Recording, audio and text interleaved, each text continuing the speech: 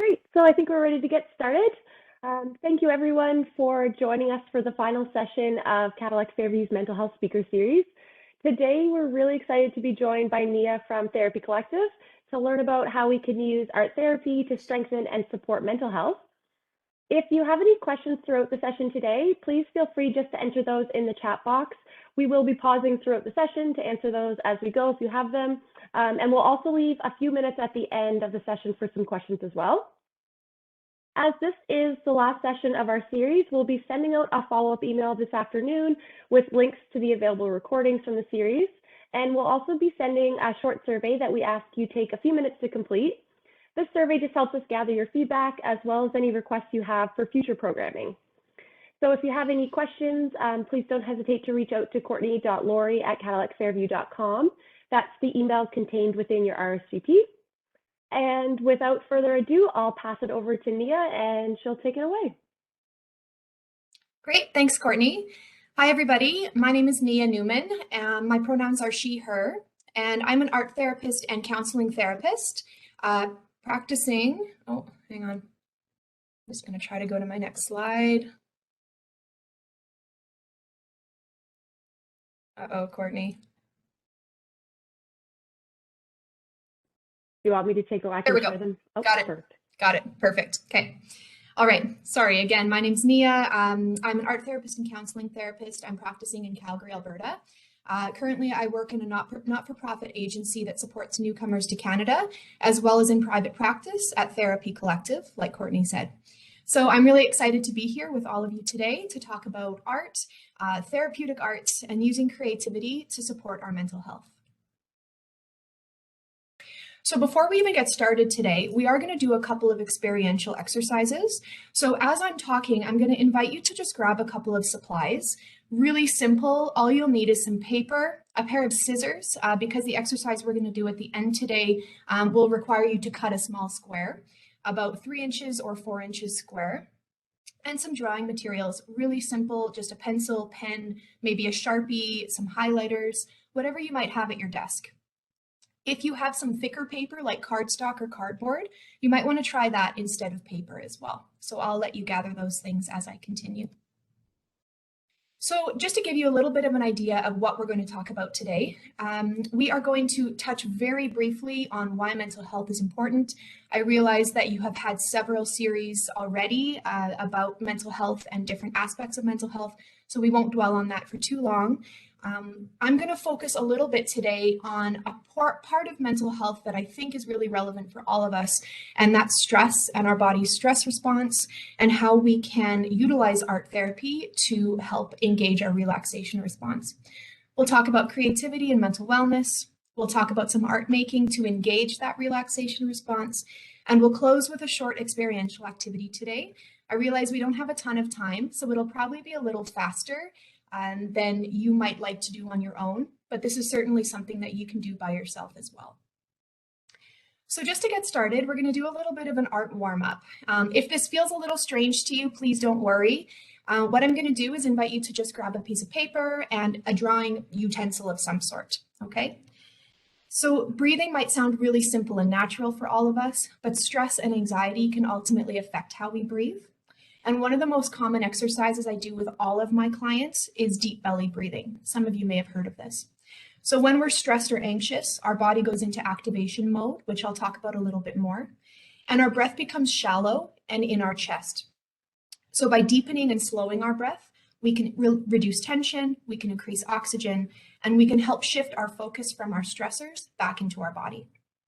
So right now, as I'm going to invite you to do this, and you can keep going as I continue talking if you want. Just sit in a comfortable position, put your feet flat on the floor if you can, and just notice the floor and the chair supporting you. And notice the depth and pace of your breaths, paying attention to where in your body it feels like air is filling up. As you take the breaths, visualize your breath in a line, and use your hand to draw each breath loosely on your paper. There's no right or wrong here. Just take a breath, draw a line. Take a breath, draw a line.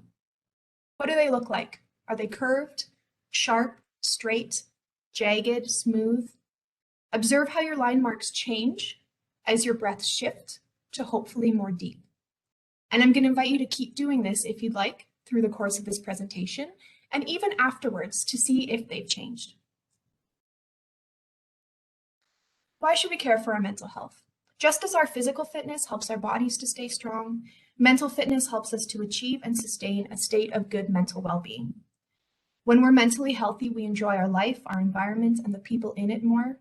We're creative, we try new things, we learn better. We're better able to cope with difficult times in both our personal and our professional lives.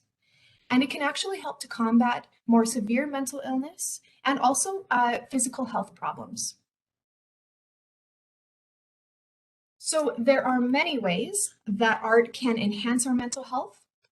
Anecdotally, in my personal and professional realms, I've been seeing that stress and anxiety have been huge ones for people in the past couple of years. So today I've decided that we're going to focus on that a little bit because this is an area of mental health where art as therapy can actually help us really, really well. So we're going to learn how art can help us to manage stress. We're going to learn a little bit about our stress response in the body.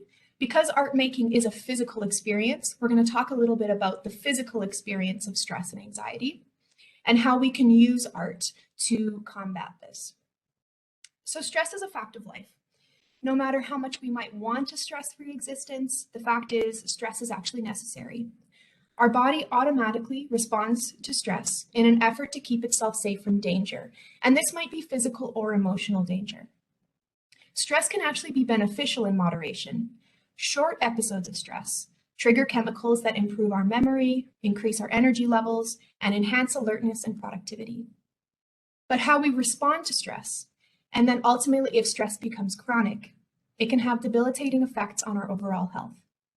It can cause physical illness, and it also can exacerbate symptoms of anxiety, depression, and other mental health issues, and it can make them feel more overwhelming. Our autonomic nervous system manages bodily processes that we don't need to think about. The automatic ones: breathing, heartbeat, blood pressure, digestion, body temperature, all of those systems in our body that we don't need to think about in order for them to function. The autonomic nervous system includes two processes, the sympathetic and parasympathetic systems. And the reason we're talking about this is because we're going to use art. We're going to learn how we can use art to take our body back into a restful state. The autonomic nervous system responds to stressors around us. So when we perceive danger or stress, the sympathetic system activates, increasing our heart rate, pumping our blood faster, preparing our body to go into action. You might have heard of this as fight, flight, or freeze. It's kind of colloquially how it's known. If there isn't a real threat, or if the threat has passed, and we don't need that mobilization of our protective mechanisms, then we need to recruit our parasympathetic nervous system, which is the part that calms us down. And this is sometimes known as rest and digest. So literally our body's able to rest, our muscles relax, our breathing slows, and our body goes back to focusing on truly digestion. This is sometimes why we get stomach aches when we're feeling anxious or stressed, because our body draws all of the energy, that nervous system pulls energy away from that digestive process. So just something to think about how you can bring it full circle. Unmanaged stress can become a big problem. So I think a lot of us have probably experienced this. Unmanaged stress can start to trigger anxiety, which I believe you've talked about in previous sessions, anxiety and depression. And it can also manifest as compassion fatigue and burnout. These two topics are important and deserving of their own conversations, but I do want to touch on them today because I think that a lot of us in the past couple of years have actually come close to these things or maybe even experienced these things. So compassion fatigue is tension that results from continuously giving high levels of energy to others. And burnout is a combination of physical, emotional, and mental exhaustion that's caused by excessive and cumulative stress from the inability to cope with our surroundings. Both of these things can show up as feeling helpless or confused, feeling unmotivated, overwhelmed, hopeless about the future, emotionally drained, tired, unable to meet your daily tasks, irritability, changes in relationships, and sometimes even just not being able to get out of bed. And I think in light of the current circumstances that we've been experiencing for the past 2 years, the uncertainties, the constant changes, we're all really prone to exhaustion and burnout.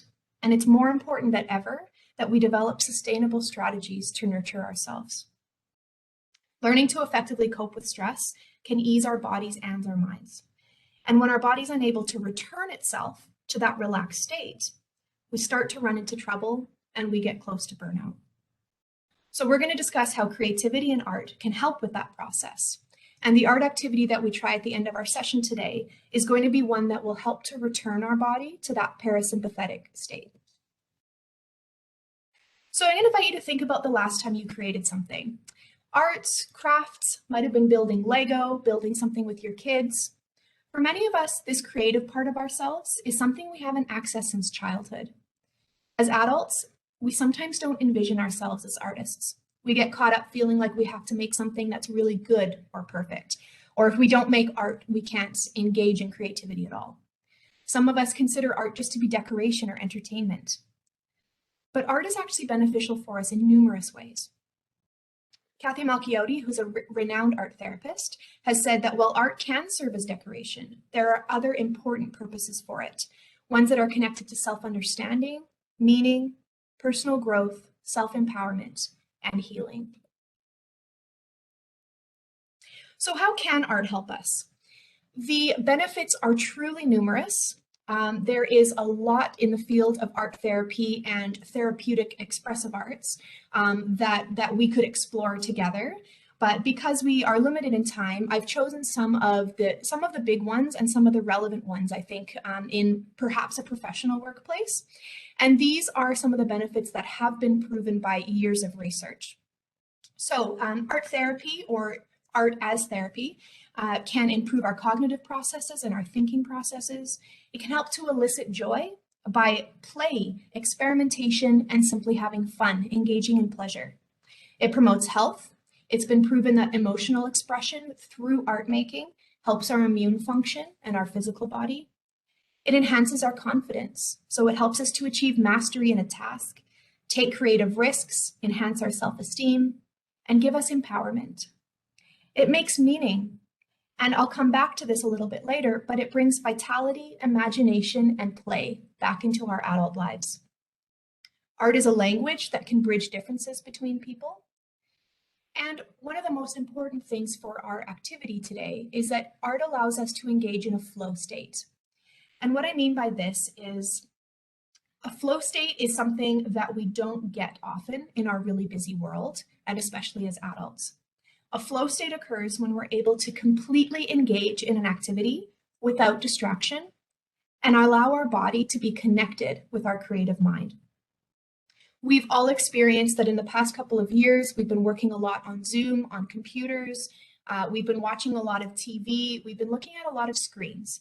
And screens interrupt the natural flow of energy that we would normally get in an in-person interaction. And I think a lot of us have experienced that in some way, shape, or form. So engaging in a flow state, allowing our body's time to focus solely on an activity that's relaxing, helps to return our body to that parasympathetic nervous system state. So today I'm going to challenge us to think about creativity differently. Creativity is actually one of our greatest sources of energy. And like I said, many of us believe that in order to be creative, we need to be artists. We need to be good at art. And this untrue belief actually cuts us off from the powerful force of creativity. Creativity is actually an innate part of us as humans. Sometimes we think of it as big things like social progress or technological innovations, or maybe artistic masterpieces. But in fact, creativity is present in our everyday lives. Personal creativity for you might be arranging a small vase of flowers on your desk. It might be setting a table for a nice dinner with friends. It might be rearranging things on your desk to look a pleasing way, or maybe just thinking of creative ways to solve problems. We activate creativity to find pleasure and to beautify our surroundings. And Harvard professor Paul Harris has said that human beings have a gift for fantasy that shows up at an early age and continues to make all sorts of contributions to our intellectual and emotional life throughout the lifespan. Art is special because it marries the right brain and the left brain, connecting our body, mind, and spiritual soul. And not many activities in our adult lives allow us to fully engage our whole being at once. Being creative allows us to integrate imagination and real life in a way that helps us to make decisions, problem solve, and express what's happening for us personally. So self-regulation refers to the ability for us to moderate our emotions and physical responses to stress. This has become important during COVID because many of us have had to constantly adapt to stressful and anxiety-inducing situations. Research in the field of neuroscience and art therapy has shown us that the area in the brain that comprehends and develops imagery actually is formed before the area of the brain that understands language. So expressive arts emphasize sensation, feeling, and nonverbal communication, which are accessed from the most ancient parts of our brain, the amygdala, hippocampus, and other structures at the base of the brain, rather than the front of the brain, the cortex, which is where logic and reasoning occur. This is what's referred to as bottom-up processing. Art allows us to access what's happening in our innermost feeling and sensory part of ourselves, allowing us to interact in an experiential and tactile way, rather than simply relying on words. So this is why sometimes we might create an image or we might create something in the expressive arts that allows us to say something about what we're experiencing without having to rely on words. And that kind of truly is the basis for art therapy, actually. Art therapy and creative activities can be used to activate that parasympathetic response, to reduce and soothe stress. By accessing positive sensory experiences, we can practice lowering our stress response over time, and then this becomes more and more natural. So eventually, we can learn to self-regulate our overwhelming emotions much more automatically. And research has shown that art therapy, including other creative activities like dance, drama, music, reading, has demonstrated reductions in autonomic nervous system responses like blood pressure, heart rate, and breathing. So experiences with art, music, movement, and other activities can provide a comforting and calming effect that actually decreases anxiety and fear. One of the reasons why the past couple of years has been so hard and sometimes feels mundane for a lot of us is we've been robbed of the sense of play and vitality and imagination that usually keeps life joyful.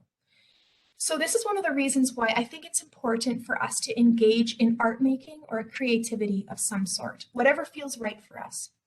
Because making art responses, and again, that can be dance, it can be performing in a play, it can be listening to music, or it can be creating something physical, can empower us to let go of self-negating beliefs and behaviors and restore creative, playful vitality to both our work and our personal life. I wanted to share a few ideas with you. So we're going to do one activity today, and I want to save about 10-15 minutes to do that together so we can get a sense of it a little bit better.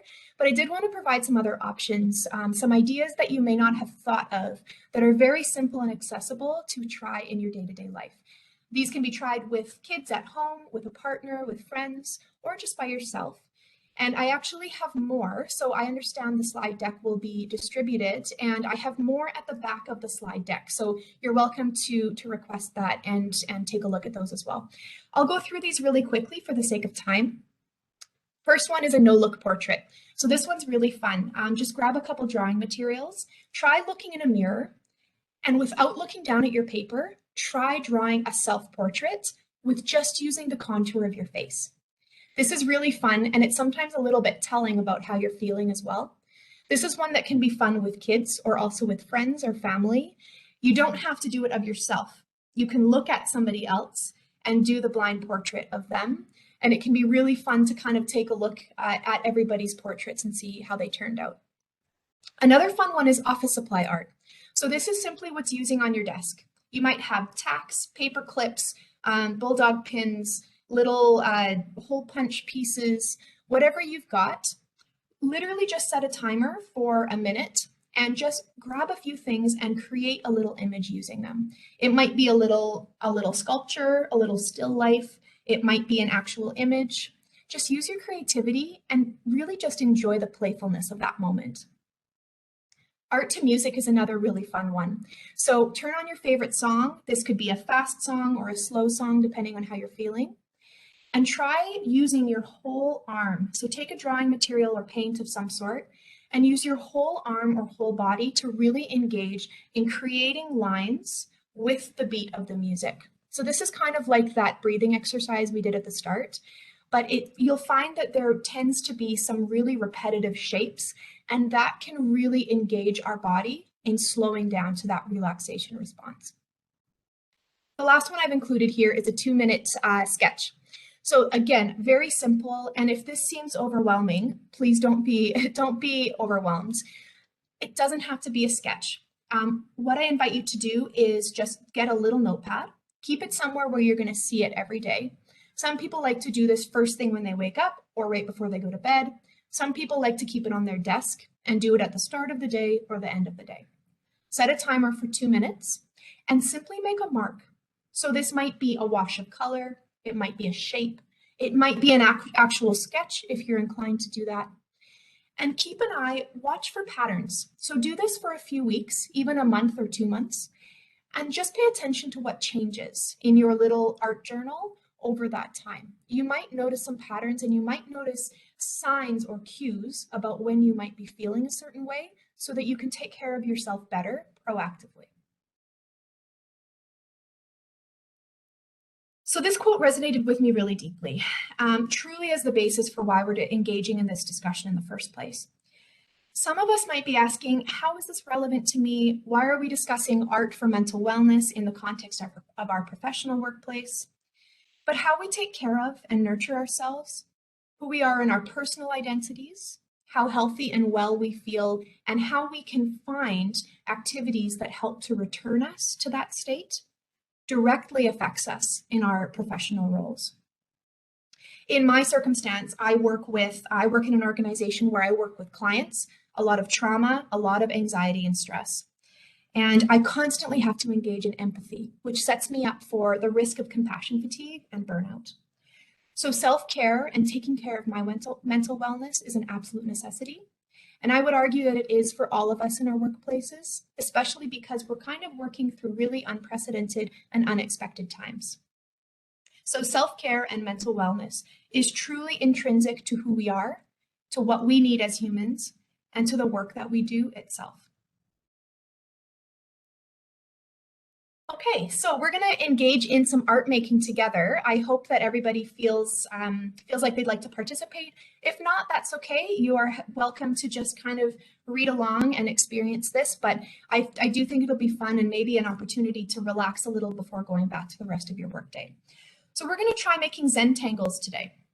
Again, what you'll need is a little square of paper and some drawing supplies. So I have a pencil, a pen, and a Sharpie marker. That's all you need. Why are we making these? So these are relaxing, easy, and meditative images that just consist of dots, lines, and curves that create patterns, or tangles, they're called.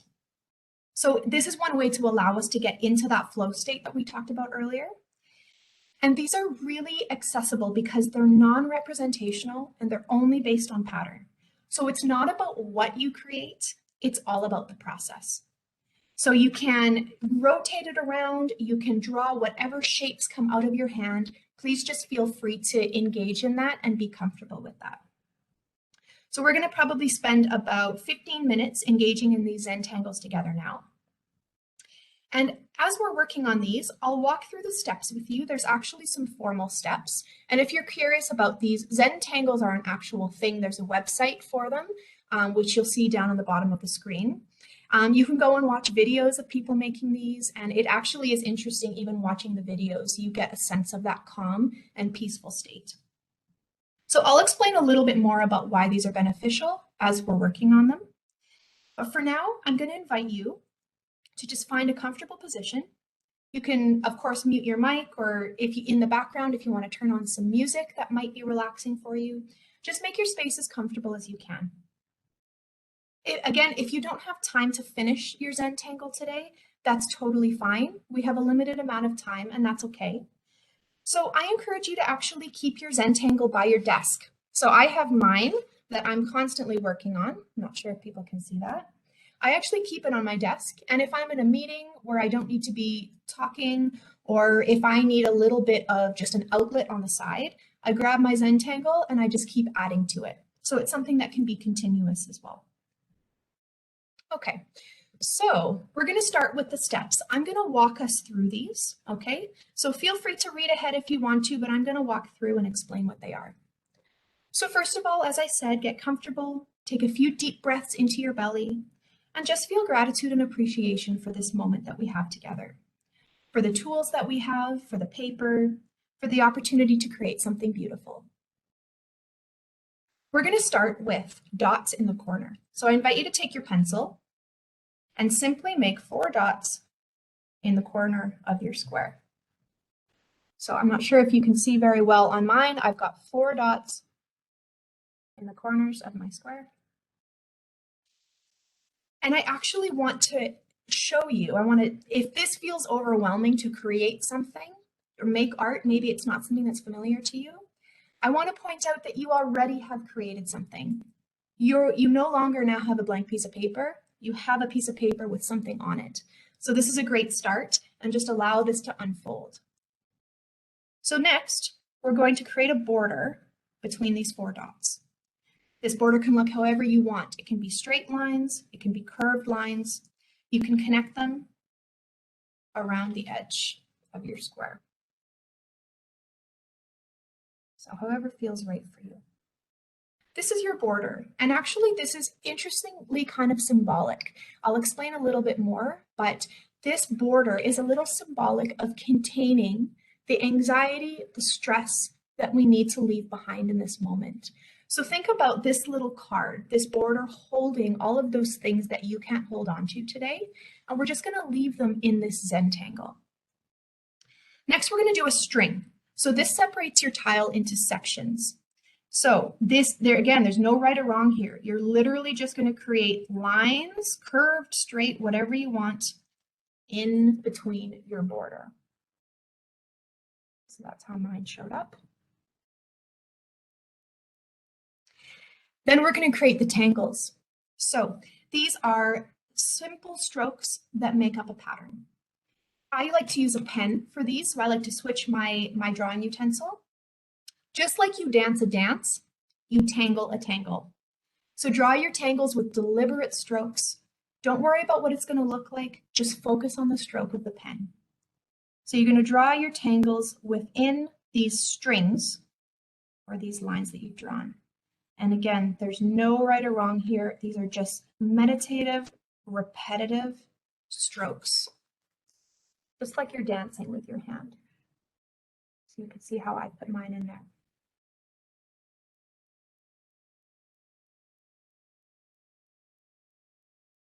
I'm just going to give you a couple of minutes to try doing that. And again, each of these steps in the Zentangles, you could truly draw out for hours. You could spend hours creating these. I realize we don't all have that luxury, so it's something that we can just do a little bit every day and continue to add to it.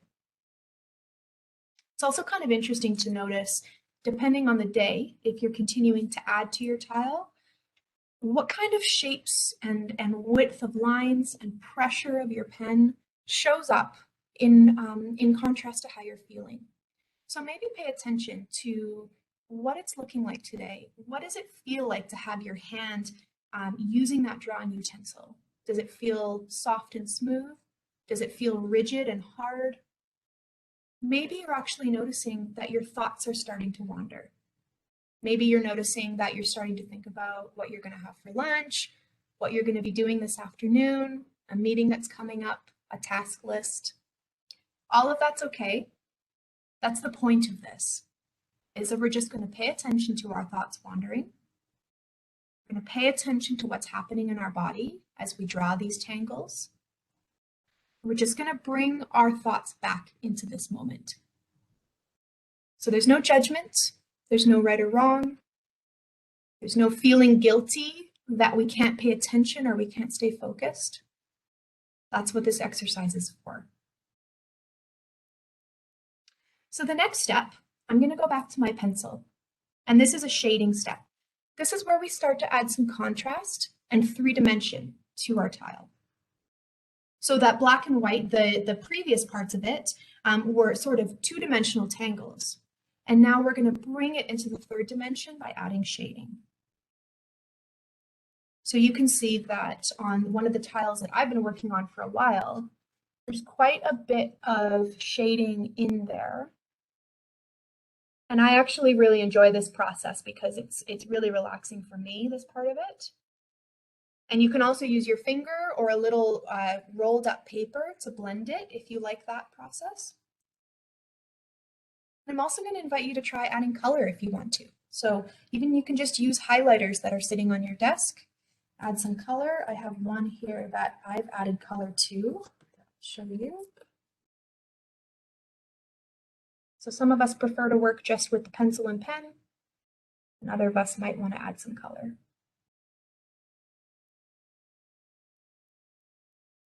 So again, I want to just invite you to really pay attention to the process here. It's not about what you're creating. It's about how you're feeling, how your body is feeling, and how your thoughts are coming back into yourself as you work. Just going to give a couple more minutes to keep working on that.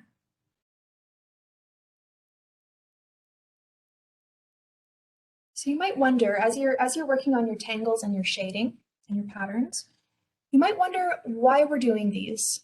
How can these simple drawings help us?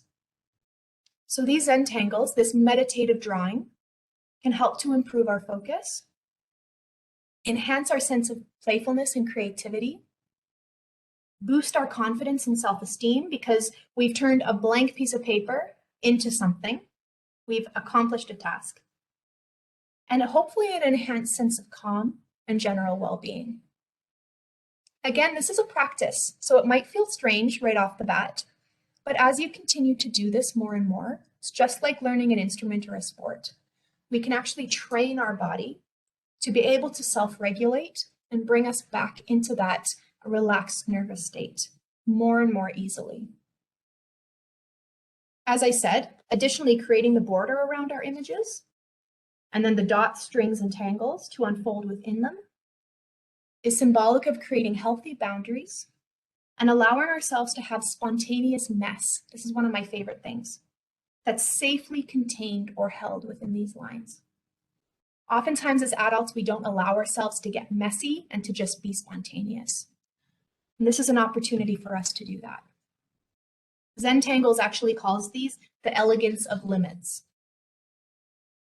And another important part of these is that it can actually help us to remember that when we're feeling stuck, self-critical, or worried about outcomes, which we often are, or filled with doubts about our ability to accomplish something, this is a very small exercise that can remind us that we have the capability to do something when we set our mind to it. Okay, so hopefully you've been able to add some dots, borders, strings, tangles, and shading. And we're going to bring this to a close. So I'm going to invite you to put a couple of finishing touches on your Zen tangle for today. I realize this is a very short amount of time for this exercise, and that's okay. You can keep working on it. I'm going to invite you to hold up your Zen tangle in front of you. So you can put it on your screen if you want. I can't see everybody. If you'd like to show it, if you feel comfortable with that, you're welcome to.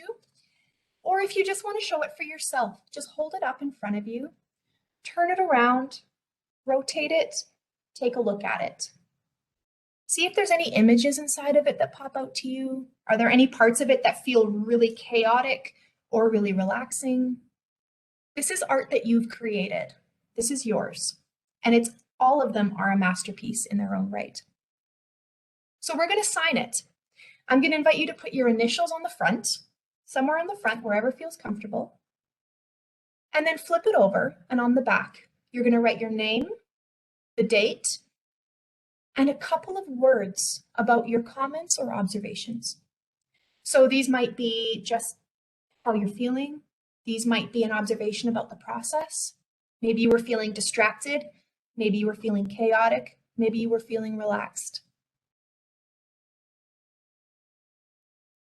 And this is an example of us utilizing that left brain and right brain, the sensory image experience, as well as the logical language-based experience. And that actually allows us to bring that full circle.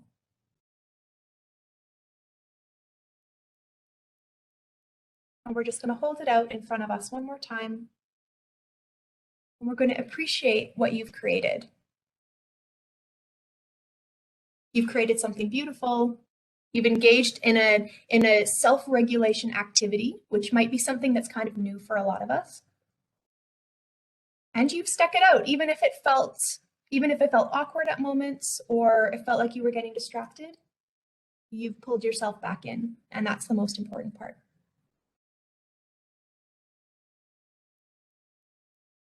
Okay.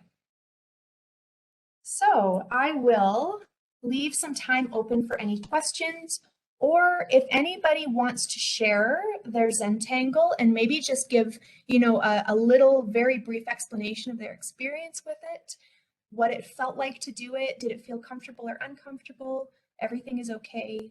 I invite you to share a little bit if you'd like to, or if you have any questions about anything I've talked about today. Thank you very much.